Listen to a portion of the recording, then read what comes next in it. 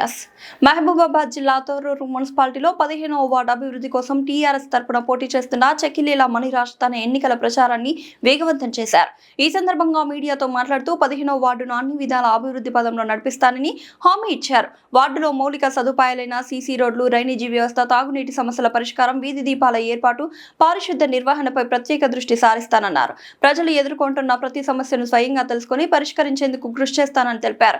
తనను భారీ మెజార్టీతో గెలిపిస్తే 15వ వార్డును ఆదర్శ వార్డుగా తీర్చిదిద్దుతానని, ప్రజలకు ఎప్పుడూ అందుబాటులో ఉండి సేవ చేస్తానని సకిలీలి మణిరాజ్ స్పష్టం చేశారు.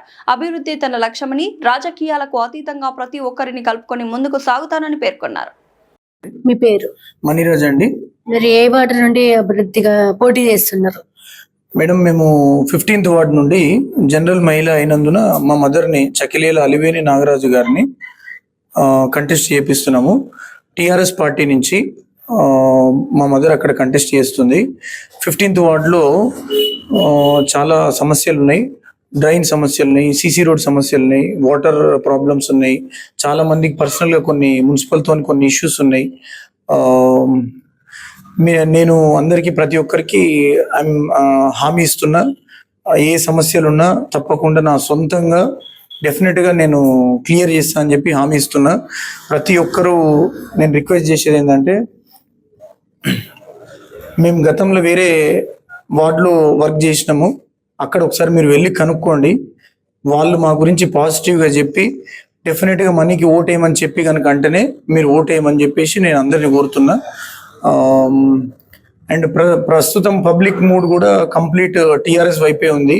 ఎక్కడికి వెళ్ళినా కాంగ్రెస్ ఏం చేసిందని కాంగ్రెస్ కోటేయాలి. మేము పెన్షన్ 4,000 ఇస్తా అన్నాడు, ఇచ్చేయండా? తులం బంగారం ఇస్తా అన్నాడు, ఇచ్చేయండా?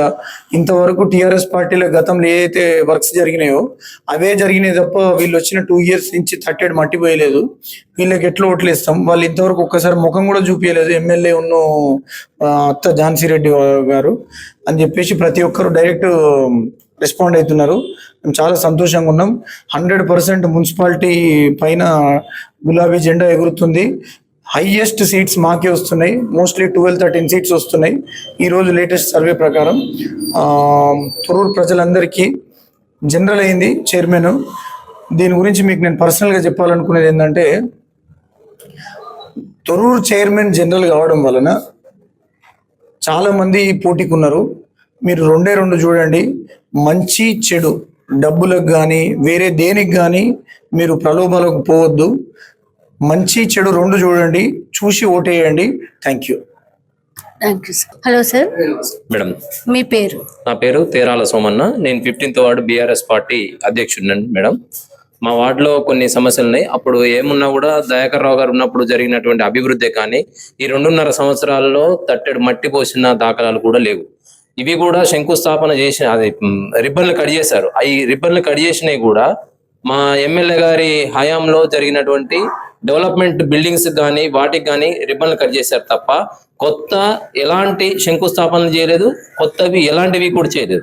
కావున ప్రజలు కూడా అన్ని గమనిస్తున్నారు. ప్రజలు కూడా మద్దతుగా కారు గుర్తుకు ఓటేసి మమ్మల్ని పూర్తి స్థాయిలో గెలిపిస్తారని మాకు పూర్తి భరోసా ఉంది.